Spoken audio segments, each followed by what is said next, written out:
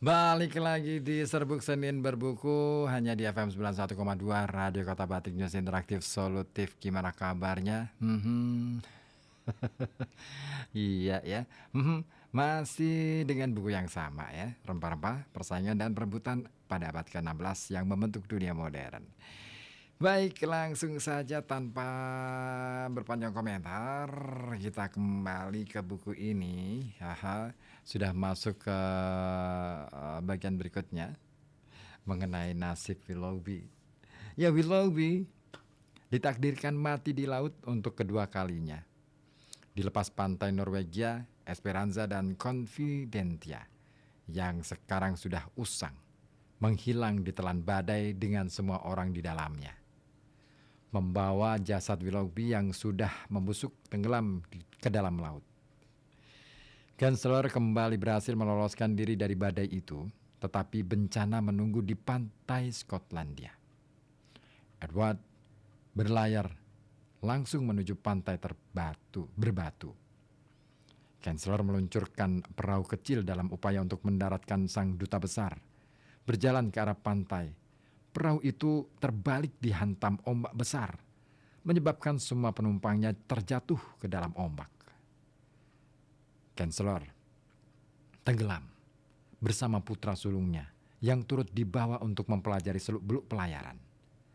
Beruntung, sang duta besar Rusia terdampar hidup-hidup. Kematian Chancellor yang tiada bandingannya, sangat terasa. Dia adalah seorang inovator dalam pengembangan keterampilan navigasi dan kartografi maritim Inggris. Dengan arahan Cabot dan perkembangan struktur keuangan baru untuk mendanai perdagangan dan eksplorasi, Inggris berada di ambang menantang kekuasaan orang-orang Iberia di lautan. Merchant Adventures, perusahaan saham bersama yang didanai oleh pihak swasta, didirikan kembali sebagai Muscovy Company yang berdagang cukup baik, jika tidak bisa dikatakan dengan spektakuler di Rusia. Pada tahun 1570-an dan 1980-an, upaya penyelidikan lebih lanjut untuk mencari jalur barat laut dan timur laut mengelilingi ujung benua Amerika dan Asia gagal menciptakan rute laut utara, tetapi ambisi Inggris sudah membara. Pada tahun 1570, John Dee, Polymatic Inggris, menerbitkan sebuah proposal yang visioner untuk ekspansi maritim nasional. Memorial umum dan langka berkaitan dengan seni navigasi yang sempurna. Di dalam proposal ini, dia menciptakan istilah Kekaisaran Inggris.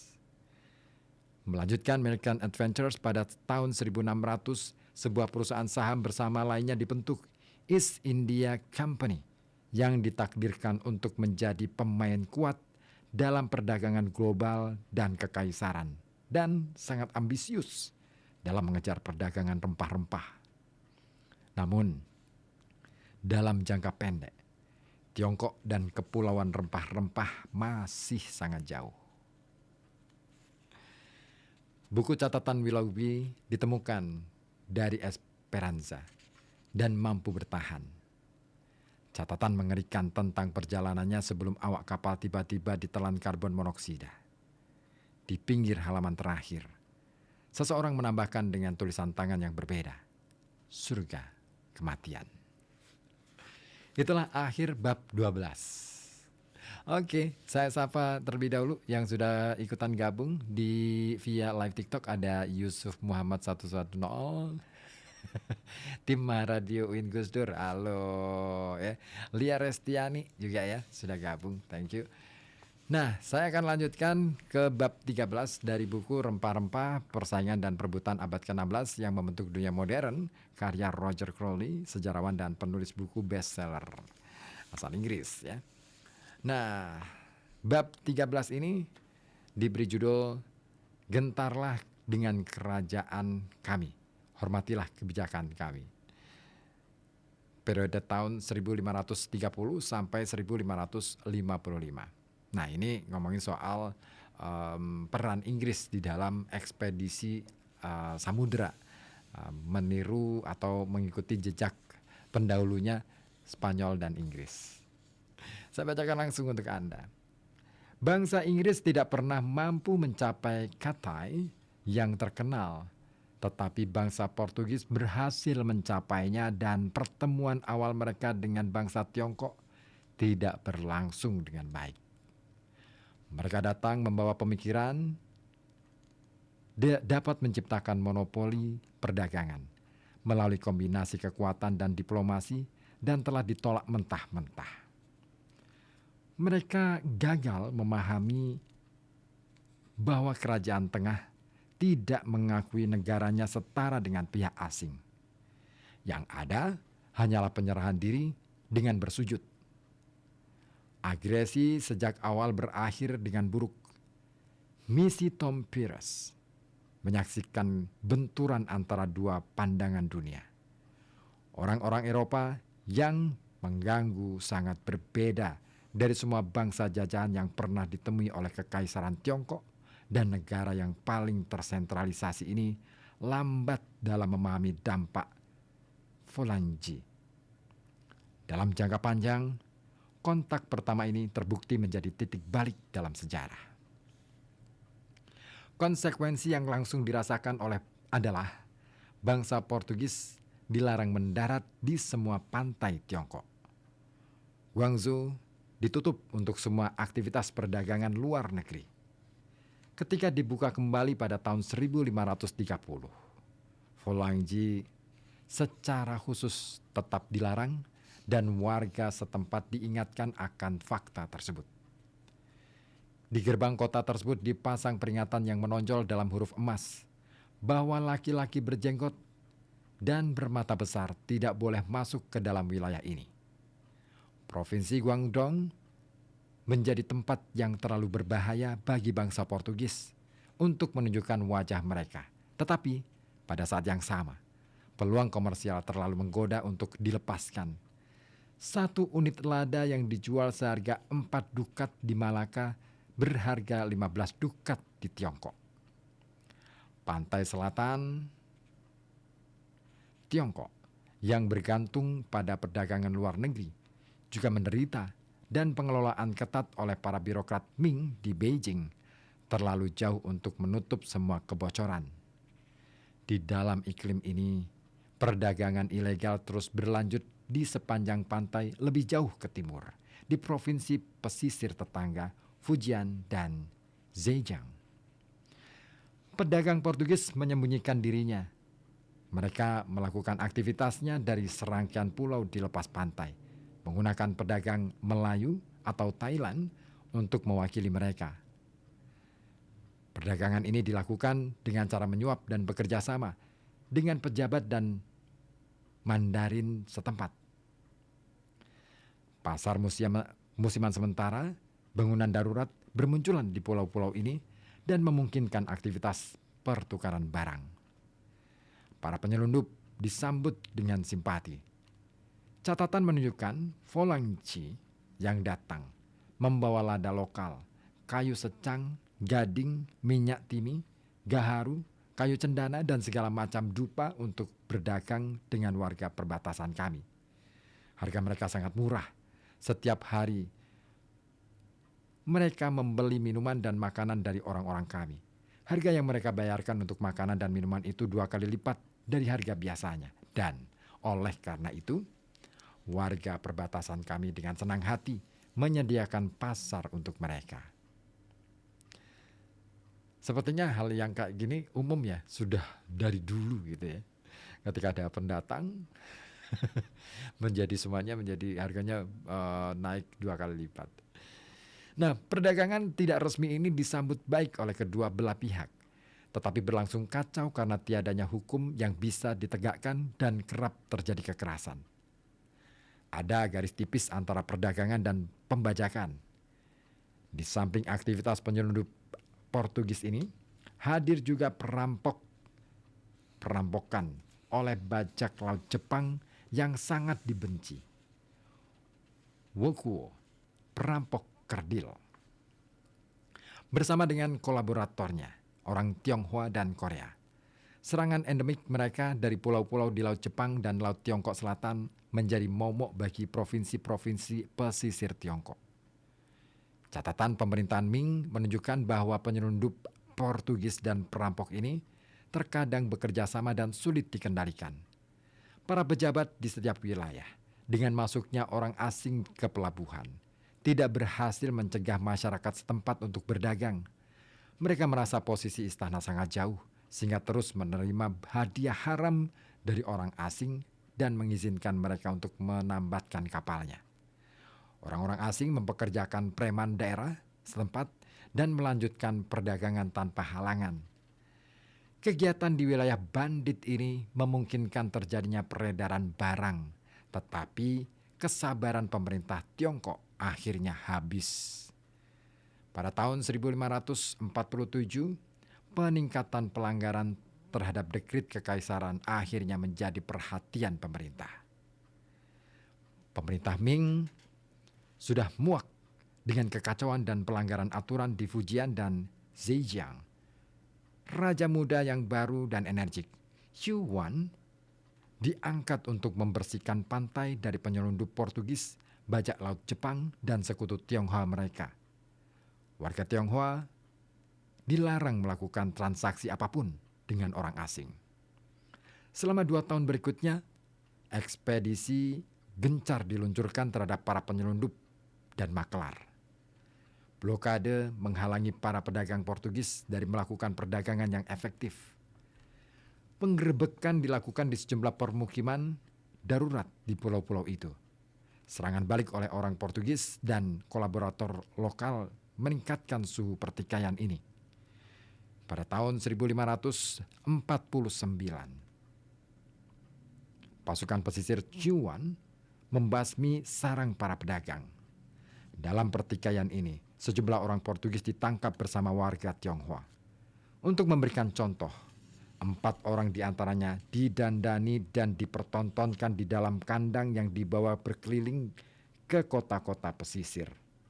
Pameran itu diberi label dengan judul yang mengejek, Raja Malaka, tawanan lainnya dihukum mati, bersama dengan banyak warga Tionghoa.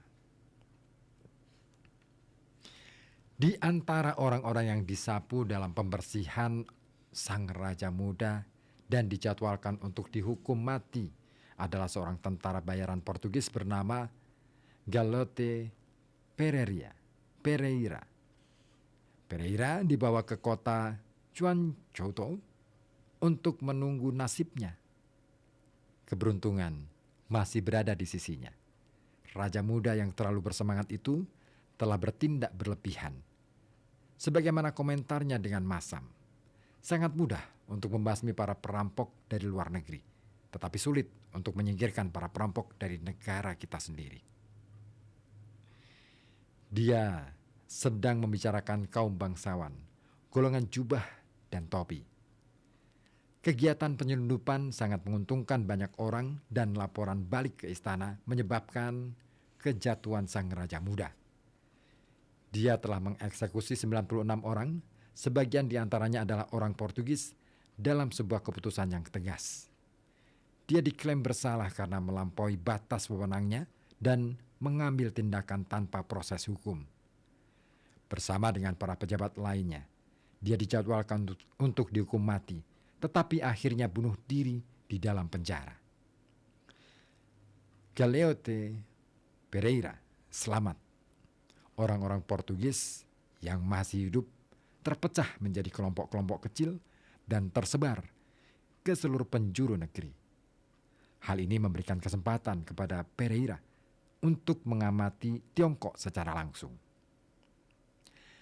Jatuhnya Yuan secara implisit menandakan berakhirnya pelarangan total atas hubungan dagang dengan orang asing. Secara keseluruhan, Tiongkok tidak pernah kekurangan barang-barang penting. Mereka sepenuhnya swasembada.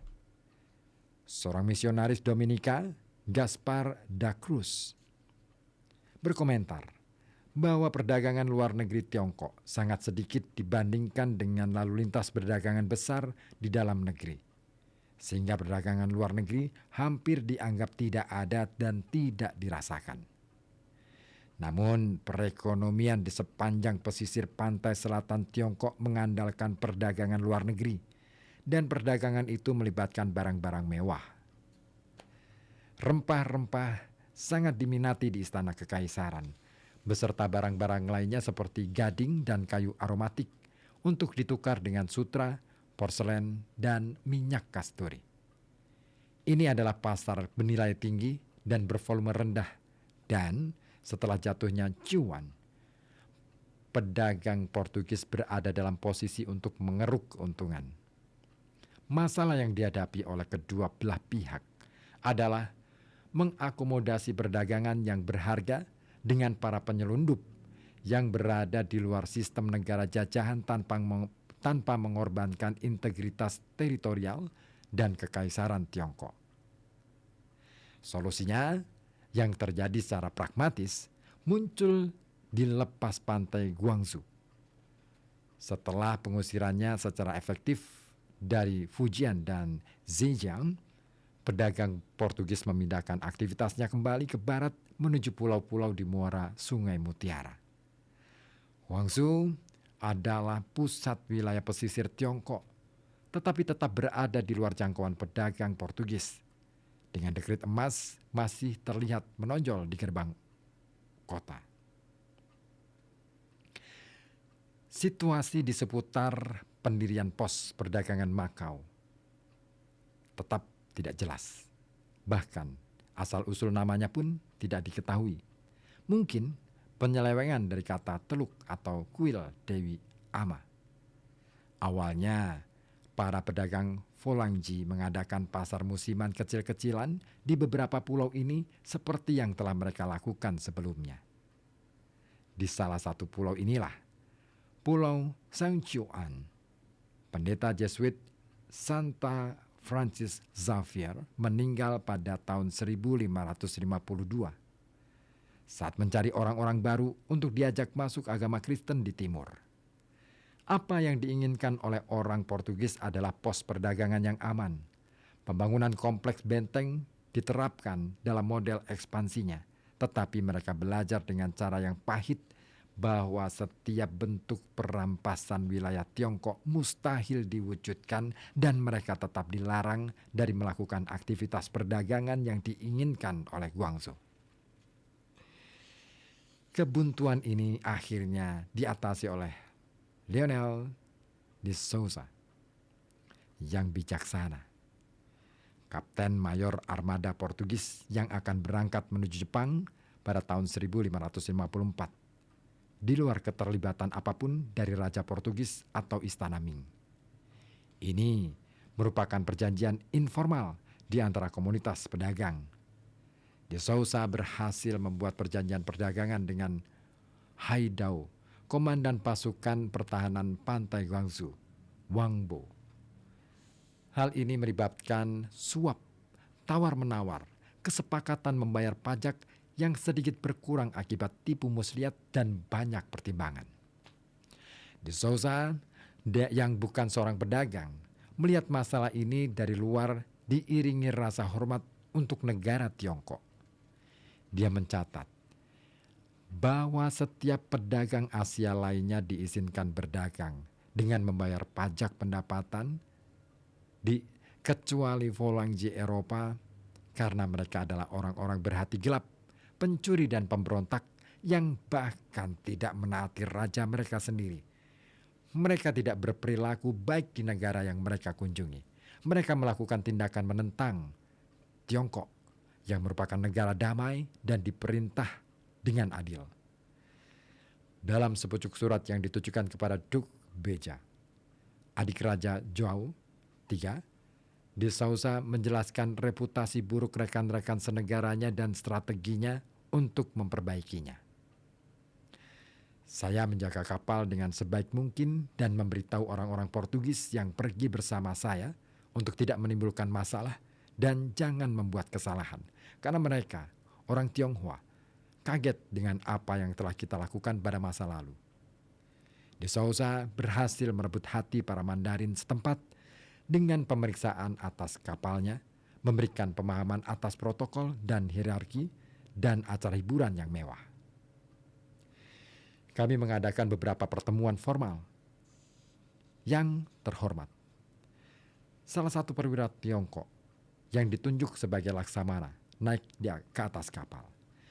Kami berkomunikasi dengan sangat baik dan tanpa masalah karena saya tahu cara menunjukkan pentingnya dan penghormatan atas kebiasaan dan tata krama mereka yang mereka miliki dalam jumlah berlimpah.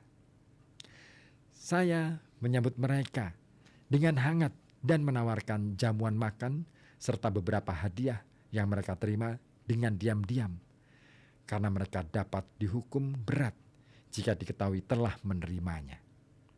Mereka menyukai hal-hal detail dan mendesak saya untuk memberitahu mereka apakah saya adalah kapten pedagang atau kapten yang mulia. Jika saya adalah kapten yang mulia, saya harus menunjukkan kredensial dan lambang kebesaran yang tidak mereka ketahui. Puas dengan apa yang saya tunjukkan, mereka meyakini saya adalah kapten yang mulia. Lalu mereka menyambut dan memberi hormat kepada saya. Mereka sepenuhnya menerima otoritas saya, bukan hanya atas orang-orang Portugis, tetapi juga atas orang-orang dari negara lain, karena mereka tidak ingin ikut campur dan saya bertanggung jawab atas semuanya. Mandarin setempat tidak menginginkan adanya masalah apapun. Semua tanggung jawab akan didelegasikan kepada De Souza dan tidak ada kontrak hukum. Persetujuan yang dibuat di tingkat lokal murni dilakukan secara verbal. Tidak ada perjanjian tertulis, apalagi sampai menjadi undang-undang. Perjanjian ini mengakhiri banyak permasalahan dan kesulitan yang tidak bisa saya gambarkan.